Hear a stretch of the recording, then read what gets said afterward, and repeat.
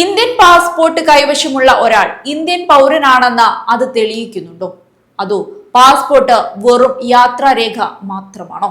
വിദേശകാര്യ മന്ത്രാലയത്തിന്റെ ഒരു വിശദീകരണത്തിനു പിന്നാലെ ഈ ചോദ്യം വീണ്ടും പൊതു ചർച്ചയാവുകയാണ്.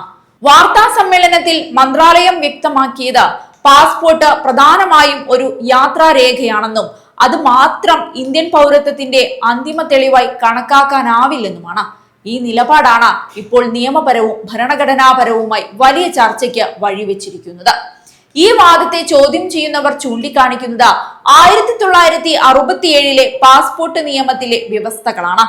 നിയമത്തിന്റെ ആമുഖത്തിൽ പാസ്പോർട്ടുകളും യാത്രാരേഖകളും നൽകുന്നതിനും ഇന്ത്യൻ പൗരന്മാരുടെയും മറ്റു വ്യക്തികളുടെയും ഇന്ത്യയിൽ നിന്നുള്ള പുറപ്പെടൽ നിയന്ത്രിക്കുന്നതിനുമുള്ള നിയമം എന്നാണ് വ്യക്തമാക്കിയിരിക്കുന്നത്. കൂടാതെ നിയമത്തിൽ പാസ്പോർട്ട് എന്നും യാത്രാരേഖ എന്നും പ്രത്യേകം നിർവചിച്ചിട്ടുണ്ട്. അതിനാൽ പാസ്പോർട്ടും യാത്രാരേഖയും രണ്ട് വ്യത്യസ്ത രേഖകളാണെന്നും ഇന്ത്യൻ പാസ്പോർട്ട് കൈവശമുള്ള വ്യക്തി ഇന്ത്യൻ പൗരനാണെന്നതിന്റെ ശക്തമായ സൂചനയാണിതെന്നും നിയമവിദഗ്ധരുടെ ഒരു വിഭാഗം വാദിക്കുന്നു. ഈ വിഷയത്തിന് അന്താരാഷ്ട്ര തലത്തിലും പ്രത്യാഘാതങ്ങൾ ഉണ്ടാകാമെന്നാണ് ഉയരുന്ന മറ്റൊരു ആശങ്ക.